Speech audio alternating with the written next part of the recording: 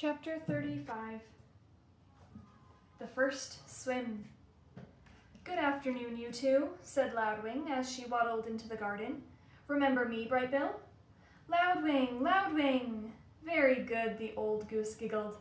"Now, Roz, do you know what tomorrow is?" "Tomorrow is swimming day, the day when all the parents take their goslings out on the pond for the first time, and you simply must bring Brightbill." "Swim, swim," said the gosling, shaking his tail feathers. "Brightbill can go," said Roz, "but I cannot swim. I cannot go on the pond with him. I will not be able to protect him." "Who'd have thought a big thing like you would be afraid of a little water?" Loudwing laughed.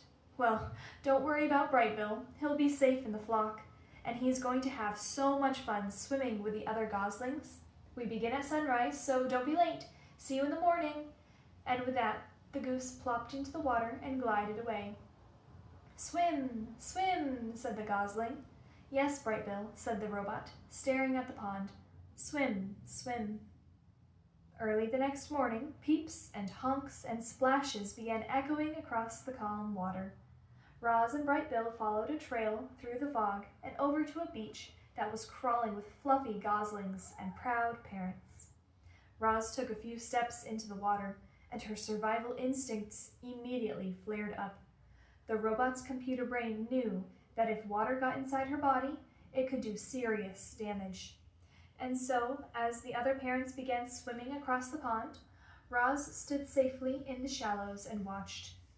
Brightbill ran up and down the beach with the other goslings, peeping and laughing and pretending to be afraid of the tiny waves. When one wave finally pulled him in, he felt his body floating on top of the water. A big smile appeared on the gosling's face. Clearly, Brightbill was designed to swim. "Very good, Brightbill," said Loudwing as she floated past. "You're a natural." "Yes, Brightbill, you are a natural," said Roz, trying to sound like a good mother. Loudwing rounded up all the goslings and gave them a quick swimming lesson. "Remember, everyone, paddle your feet evenly to swim in a straight line. Paddle with your right foot to go left. Paddle with your left foot to go right. Try it out and join the rest of us when you're ready. Happy swimming day." Loudwing and the other adult geese calmly glided toward the center of the pond. A jumble of goslings tried to keep up with them. The youngsters jostled and splashed and peeped with excitement, and gradually they paddled in the direction of their parents. Only Brightbill lagged behind. "Mama, swim?"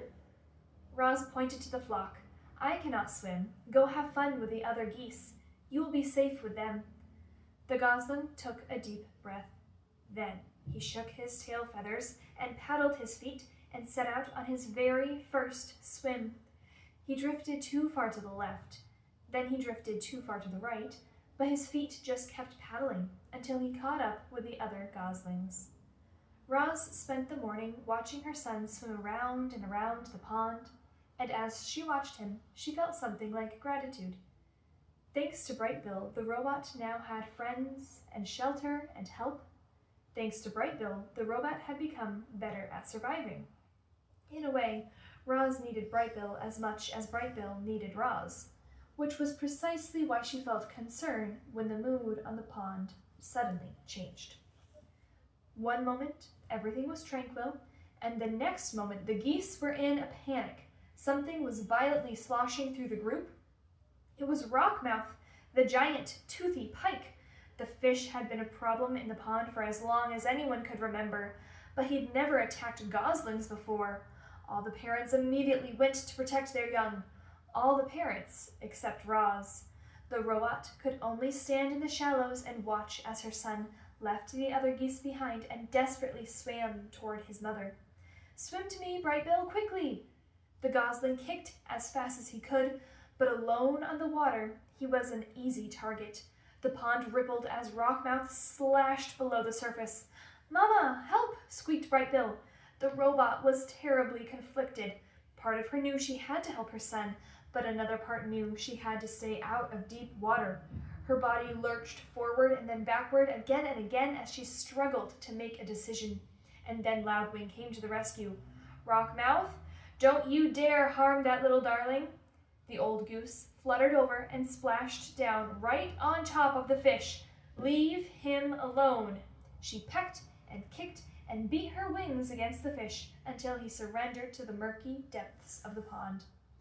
Loudwing escorted Brightbill back to the beach, and a minute later the gosling was in his mother's arms, safe and sound.